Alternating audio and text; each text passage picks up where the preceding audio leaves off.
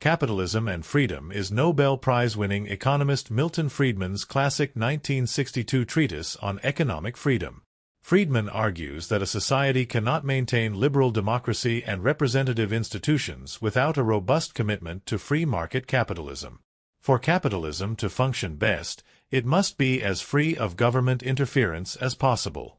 Today, it is hard to overstate the extent to which Friedman's once controversial ideas have triumphed.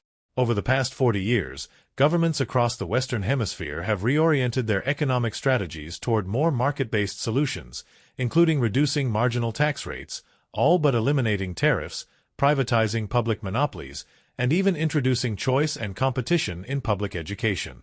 While reasonable people can disagree about the effects of Friedman's ideas in the real world, no one can deny their influence. In this summary, we'll explore how economic freedom is essential to political freedom, why the government has a responsibility to protect economic freedom by breaking up monopolies, providing those services that the private sector cannot, and prudently managing the money supply, how the government often harms economic freedom through aggressive deficit spending, the creation of public monopolies, excessive professional licensure, and a poorly designed tax and welfare system. The necessity of economic freedom. Economic freedom is an essential component of total freedom, the ability of an individual to pursue her own happiness and fulfillment without any external impediments, provided that she does not infringe on the freedom of others. Any form of coercion is an assault on freedom. Economic freedom is vital to political freedom. A society simply cannot have political freedom without the ability of individual buyers and sellers in a marketplace to engage in voluntary transactions that satisfy their needs. There has never been a successful example of a society that joined state control of the economy, in the form of socialism or communism, with political liberty. Political power is dangerous, because it can be easily concentrated and centralized in the hands of the few. Economic power, however, works differently. In a well-functioning capitalist society, millions of individual buyers and sellers make decisions about which goods and services they require to satisfy their needs. As long as there are no monopolies, buyers are free to choose their sellers, sellers to choose their buyers, and workers to choose their employers. Free markets are inherently decentralized in nature, thus maximizing individual freedom and choice. The proper role of government. Despite the threat of government power, even those most committed to free market principles must accept the idea that there are some societal functions that the market is unable to perform, such as national defense, domestic security, and the enforcement of property rights. These functions are crucial to the preservation of economic liberty and can only be performed by the public sector. Beyond these basic duties, governments also have a responsibility to curb the power of monopolies, and provide those essential public services that confer broad-based social benefits and could not be efficiently provided by the private sector. Curbing monopolies. One of the government's most important responsibilities is to curb the power of monopolies. A monopoly occurs when a market for a particular good or service has only one seller. Because they make it impossible for buyers to find an alternative seller, markets dominated by monopolies cannot be considered free. Because monopolies pose a threat to economic freedom, it is a legitimate exercise of government power to limit them or break them up. 3 forms of monopoly. There are 3 forms of monopoly. Unregulated private monopolies, in which a private firm has cornered the market and is allowed to operate unfettered. Regulated private monopolies, in which the government acts to eliminate competition in an essential market, like municipal power or water, often by subsidizing the sole authorized supplier, keeping the price of the good artificially low for the public.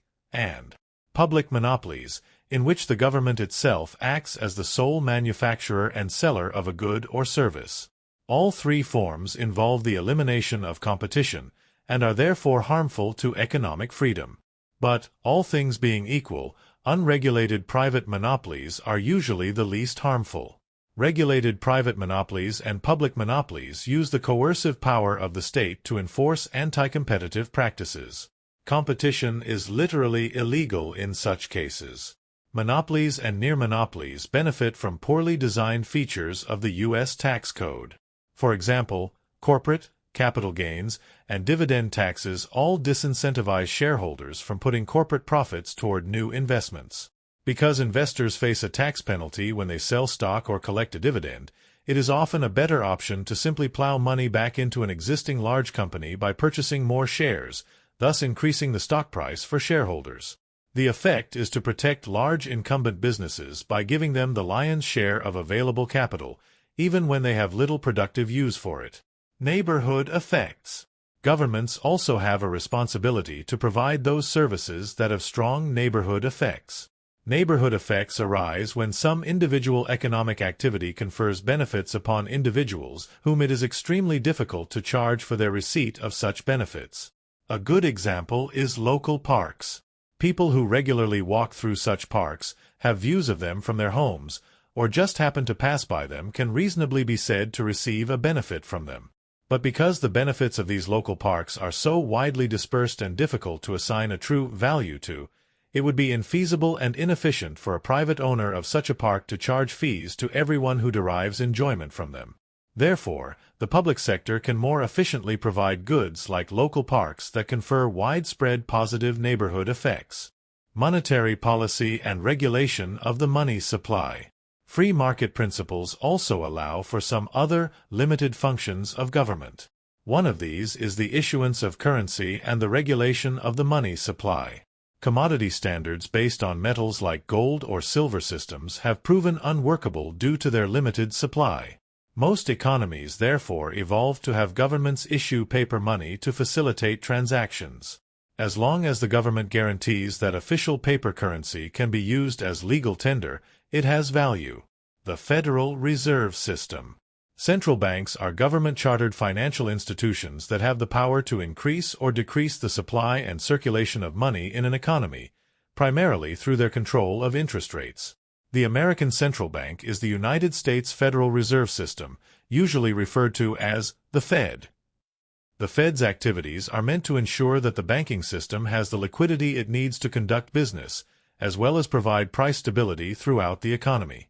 Nevertheless, control of interest rates vests a great deal of power in government and represents the most consequential intervention by the public sector into the market. The Federal Reserve and the Great Depression. In light of this power, it is particularly important to look at the Fed's failure to rescue the banking system in the critical early years of the Great Depression. As depositors began to worry about broader economic conditions in November 1930, they began to pull their money out of banks en masse. Banks struggled to meet these demands, beginning a series of disastrous bank runs. This was the moment when the Fed should have acted decisively to cut interest rates and pump liquidity into the system. But instead, the Fed simply did nothing. The unwillingness to act led to the worst two-year period of economic contraction in U.S. history. Foreign exchange. Governments also play a significant role in revaluing or devaluing their currencies relative to those of other countries. Both a strong dollar, one that has a high exchange rate relative to other currencies, and a weak dollar, one that has a low exchange rate relative to other currencies, have different advantages for different players in the economy. A strong currency benefits importers of raw materials from abroad and consumers of foreign goods, because it enables them to purchase pounds sterling or yen or euros with fewer dollars, in turn enabling them to purchase more goods and services denominated in those currencies. A weak currency, on the other hand, benefits exporters, because it enables them to sell American goods and services cheaper in foreign markets, giving them a competitive advantage. Systems that peg the value of a currency to a commodity, like gold, or to another currency tend to be harmful to economic freedom, because they require the government to impose heavy-handed controls over capital flows in and out of the country and restrict the freedom of individuals to conduct ordinary business transactions, because they have to maintain adequate stocks of gold or foreign currency to keep the ratio stable. In a free society, competent individuals should face no restrictions on their ability to conduct transactions and make contracts. Floating currency. Instead of this elaborate and carefully managed system of international currency pegging, countries should be free to let their currencies simply float, i.e., let the free market determine the value of currencies relative to one another. The inflows and outflows of currency would always balance out under such a system. the seller of dollars would need to find a buyer willing to pay her in the equivalent value of foreign currency. Losses of domestic currency would by definition be offset by gains in foreign currency reserves. Against Keynesian fiscal policy. Monetary policy has a significant impact on economic freedom. But so does fiscal policy. How and how much the government chooses to tax and spend. Following the Great Depression, there was a groundswell of public support for aggressive fiscal policy on the part of the federal government. The public wanted the government to offset the collapse in private spending with large, deficit-financed spending from the federal government, that is, increases in spending without offsetting tax increases. The intellectual underpinning of this policy was the Keynesian school of economics. Named for the British economist John Maynard Keynes, Keynesianism argued that government spending could make up for the shortfall in consumer spending during an economic downturn. The fiscal multiplier effect is a linchpin of Keynesian economics. According to this principle, when the government spends money, it creates new spending power in the economy above and beyond the original government expenditure, because it stimulates several rounds of private spending that otherwise would not have occurred. When individual A receives money from the government, she spends it at a business owned by individual B, which then becomes her income, which she will in turn spend to contribute to someone else's income, and so on. Borrowing funds, diverting spending. If the government uses its fiscal power to publicly subsidize some service that you once paid for with your own private spending, like access to a beach, then in theory, it has freed you up to spend that money on something else. But since you had been freely spending your money to get access to the beach, it is reasonable to assume that you placed a higher value on that use of your money than you did on alternative uses.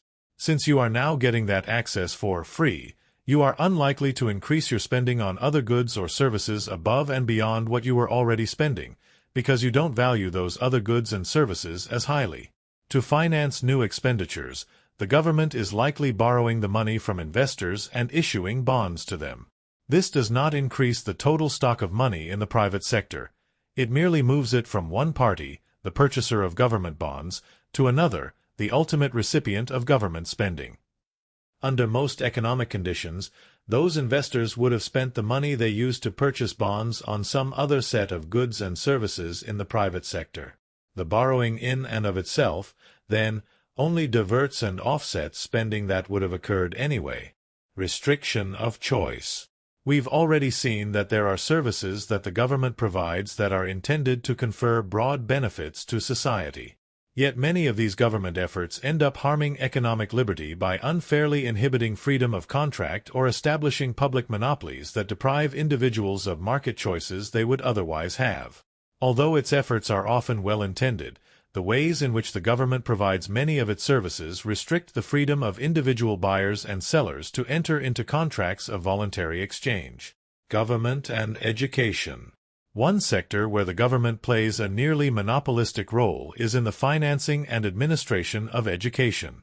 Education has strong neighborhood effects, as it benefits society to have a population that is literate, civic-minded, and adequately prepared to take on the responsibilities of citizenship.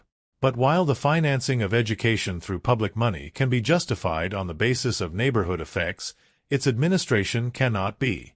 Parents are legally mandated to send their children to the school for which they are zoned, even if the quality of education at that school is known to be poor or if they dislike the content being taught. If they had a choice in where to educate their children, as they do in nearly all other markets, parents might choose to send their children to other schools, where the content and quality of education is more in line with their preferences. While parents technically do have the option of moving to a different school district or sending their children to private school, the costs of doing so are so prohibitively expensive as to not represent a genuine choice. Vouchers and school choice. One solution to this problem is to decouple the public financing of education from the public administration of schools. Instead of paying taxes and having no choice in the matter of where to send their children to school, parents should instead receive a voucher from the government. This voucher would be redeemable for educational services up to a certain amount for each child, provided that they are spent on approved education providers that meet certain minimum standards. Beyond that minimum requirement, parents would be free to spend their vouchers on whatever educational option they deem to be best for their children. Equal employment opportunity laws. The bedrock principle of a free market economy is that individuals ought to be able to enter into voluntary contracts with one another. But equal opportunity employment laws, which are intended to prevent discrimination against members of minority groups, constitute a dangerous violation of freedom of contract. For example, such laws might mandate that a minority candidate be hired regardless of whether or not the employer believes they are a proper fit for the position. This in and of itself violates the employer's freedom of contract rights. Once the government violates the principle of freedom of contract, any number of abuses becomes possible. If the government can negate freedom of contract by denying the right of employers to discriminate on the basis of race, sex, or any other individual characteristic, it could also theoretically negate freedom of contract by mandating that private employers engage in such discrimination. Licensing restrictions. Another way in which governments restrict choice is through professional licensure. For example, professional licensure often functions as a means by which existing practitioners in a field limit competition, at the expense of consumers. A license is a permit from a legal authority to engage in some specific economic activity. Licenses are backed up by force of law. If you don't have the license, you cannot practice the trade, and will be punished if you attempt to do so. Professional licensure serves to protect incumbent practitioners in the field by making it difficult and/or expensive for newcomers to enter the profession. By keeping the number of professionals in a given field low, licensure enables incumbents to charge higher prices for their services. Inequality and redistribution. One of the cornerstones of a society based upon voluntary exchange is the right to keep what you earn. After all, what you earn in the market is a product of the productive capacity of your own labor and capital. The fairest and most efficient way to allocate resources in a system of voluntary exchange is through payment according to product. Your compensation is a direct result of the value you create in the economy through your labor, the work you perform for which you are paid in wages and tips, and your capital, the productive assets you own, like land or machinery. Forced redistribution schemes are inherently unjust. There is no moral justification for a majority to compel a minority to hand over its property, whether it's a gang of armed robbers telling you to hand over the cash in your wallet or a majority of voters passing legislation to legally confiscate wealth from the so-called 1%. Unfortunately, some of the government's most grave threats to economic liberty come cloaked in the language of equality, fairness, and economic justice. Below, we'll explore some of the worst public manifestations of this. Against progressive income tax. To combat the alleged dangers of income inequality, most industrialized countries have established systems of progressive taxation. Under such a system, the marginal rate of taxation increases the more one earns. Thus, your income from $0 to $49,000 might be taxed at 12%. Your income from $50,000 to $99,999 might be taxed at 25%, and so on. One problem with progressive taxation is that it increases pre-tax income inequality. If high earners know that their top marginal tax rate is going to be high, lucrative jobs become less attractive than they would otherwise be. The only way to compensate for this is to make these kinds of jobs even more well-paid, thereby increasing pre-tax inequality. Progressive tax codes are also nearly always more complex than alternatives. They contain all sorts of loopholes and deductions that tax certain kinds of income, like capital gains, at different rates than other kinds of income, like standard wages and tips. This creates a strong incentive for wealthy people to devote inordinate resources to devising complex and wasteful tax avoidance schemes. The flat tax. A flat tax is more efficient and equitable than a progressive tax. Under a flat tax, everyone would pay the same rate, regardless of income level or income type. A flat tax plan would also broaden the definition of income, taxing more types of income than the present system does, while closing loopholes and special interest exemptions. Because the rates would be uniform and all types of income would be equally subject to taxation, there would be far less incentive for individuals and businesses to waste resources on tax avoidance schemes. Anti-poverty programs. Progressive taxation is not the only policy by which the government attempts to redistribute income and alleviate poverty. through a range of programs, including the provision of public housing, the establishment of federal and state minimum wages, and social insurance, most notably Social Security in the United States. Public authorities have attempted, nearly always with the best of intentions, to raise the standard of living of the worst-off members of society. But these anti-poverty programs injure economic freedom by confiscating property from one segment of the population to give it to another, enable the growth of large and increasingly unaccountable government bureaucracies, and paternalistically presume that the government knows what's best for the people rather than the people themselves. Social Security. Perhaps the most famous redistributive program in the United States is Social Security. Social Security is a government pension system that pays benefits primarily to elderly and disabled citizens. It is financed by payroll taxes collected on people during the course of their working lives. As a compulsory program, no one has the option of not paying into Social Security. Taxpayers are forced to hand over their money to purchase a product that they might very well have elected not to purchase if they had been given free use of their own money. Negative income tax. Alleviating poverty does benefit society broadly. But the problem arises when anti-poverty measures require large and expensive bureaucracies to maintain them. To get around these traditional defects of such programs, governments should adopt a negative income tax. By providing proportional subsidies for people who fall below a certain income threshold, a negative income tax would redistribute income, but on a far more equitable and transparent basis than traditional tax and transfer programs. It would effectively guarantee a certain basic income for everyone.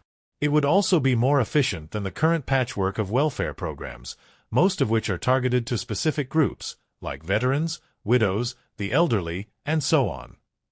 The narrow and targeted nature of such benefits programs requires an expensive bureaucracy to maintain and administer them. In defense of capitalism. Capitalism has proven itself to be history's most effective system for alleviating poverty and raising the standard of living for the vast majority of the human population. Supporters of economic and political freedom must resist every attempt, even by the most well-intentioned idealists, to impose central control over systems of voluntary exchange. Increased government control over our lives would ultimately lead to the creation of a less free and less prosperous society. We must always remember that concentrated power is dangerous, regardless of the intentions of those wielding it.